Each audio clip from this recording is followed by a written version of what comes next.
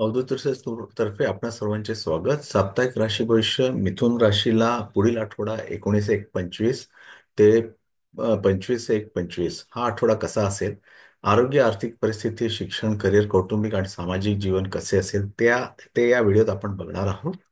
साप्ताहिक राशी भविष्याची गणना मनुष्यासाठी सप्ताह हा सर्वात लहान आणि महत्त्वपूर्ण गोष्ट असते आणि प्रत्येक व्यक्तीला उत्सुकता असते की आपला येणारा दिवस कसा असेल आणि आपली येणारी वेळ कशी जाईल. जर त्यांना भविष्य आणि वर्तमानाच्या बाबतीत माहिती झाली तर ते आधीपासून सतर्क होऊन जातील की या या 7 दिवसात त्यांना काय करायचे आहे आणि काय करायचे नाही. तर मिथुन ही रास बुधाच्या अंमलाखाली द्विस्वभाव रास तृतीय स्थानाची द्योतक आहे. या राशीत ज्ञानाची इच्छा आहे, वक्तृत्वाची आवड आहे.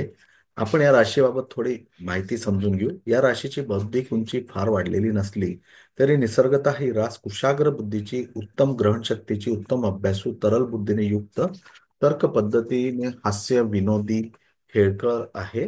वायुतत्वाच्या राशीत गंगा सिंधू सारखी प्रज्ञानाची बुद्धिमत्ता नसली तरी गिरसप्पासारखी प्रचंड अवखळ बुद्धी निश्चित आहे. अनेक वर्षांनी प्राप्त होणारे पांडित्य हिला नको आहे. थोड्या वेळात जास्त शिकण्याची इच्छा. या राशीच्या बोलण्यात चातुर्य आहे, विनोद वक्तृत्वाचे बुद्धीचे सर्व गामित्व आहे, वक्तृत्वात धार आहे, प्रवाह आहे, कोट्या आहेत. ही रास तृतीय स्थानाच्या गुणधर्माप्रमाणे बौद्धिक वैचारिक मतपरिवर्तन सहन करू शकणारी आहे. उत्कृष्ट स्मरणशक्ती, समयसूचकता, हास्य विनोद, बोलणे, लिखाण यात विचार प्रकट करण्याचे सामर्थ्य वगैरे गुणांनी युक्त आहे. द्विस्वभाव राशी व तृतीय स्थानाचे द्योतक या दृष्टीने काही अवगुण या राशीत आहेत. चांचल्य, अस्थिरता, गप्पा गोष्टीत काल दवडणे, मानसिक संताप, चिडखोरपणा, जाहिरातबाजी, रुची वैचित्र, पोरकटपणा, गंभीरतेचा अभाव हे गुण बऱ्याच वेळा या राशीत दिसतात. बुधाची ही रास वाततत्वाची असून दिसायला बऱ्याच वेळेला काळसर वयापेक्षा तरुण हसऱ्या चेहऱ्याची आहे. या राशीच्या या राशीच्या अंमल फुफ्फुसावर, श्वसन नलिकेवर, हातांवर आहे. छातीचे रोग, मज्जातंतूवर पडणारा ताण, ब्रॉन्कायटिस, हाताची हाडे मोडणे, सांधे निखळणे वगैरे दृष्टीने अभ्यासण्यासारखी ही अशी ही रास आहे. तर या आठवड्याचे मिथुन राशीचे भविष्य काय, तर तुमचे भविष्य फळ संकेत देते की तुमच्याद्वारे अधिक अ, भोजन टाळा. तसेच तुमच्या संतुलित दिनचर्येचा प्रभाव हा सप्ताह तुमच्या आरोग्यावर सकारात्मक रूपात पाहायला मिळेल आणि यामुळे तुमचा स्थूलपणाही कमी होईल. आर्थिक बाबतीत तुमच्या राशीतील जातकांसाठी हा सप्ताह बराच चांगला असण्याची शक्यता आहे. या काळात बऱ्याच ग्रहांची दृष्टी तुमच्या कमाईला वाढवण्यात आणि तुमच्या संचित धनमध्ये जोडण्यासाठी तुम्हाला अनेक संधी प्रदान करण्याचे कार्य करेल. या आठवड्यात अगदी सुरुवातीपासूनच आपल्याला आपल्या पालकांच्या आरोग्याबद्दल सावधगिरी बाळगणे आवश्यक आहे. त्यासाठी त्यांच्याबरोबर वेळ घालवताना त्यांच्या आरोग्याची काळजी घ्या आणि आवश्यक असल्यास एखाद्या चांगल्या डॉक्टरकडे तपासणीसाठी घेऊन जा.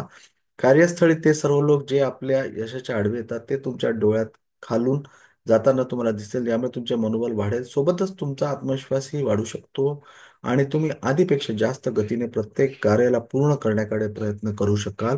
जे लोक स्पर्धा परीक्षेची तयारी करत आहेत त्यांना या सप्ताहात आपली मेहनत आणि स्वतःवर विश्वास ठेवण्यात काही समस्यांना सामना करावा लागेल.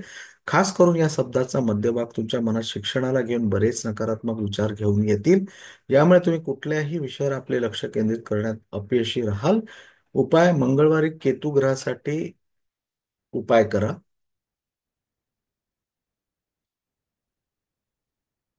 अवधूत रिसर्च चॅनल यूट्यूबवर नियमितपणे पाहिल्याबद्दल मी तुमचा आभारी आहे.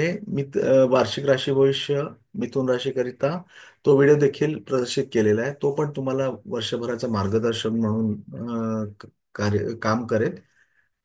हा व्हिडिओ शेअर करा. नवीन सदस्यांनी माझे युट्यूब चॅनल सबस्क्राईब विनंती. शेवटपर्यंत माझा व्हिडिओ बघितल्याबद्दल मी आपणा सर्वांचा खूप खूप आभारी आहे. धन्यवाद.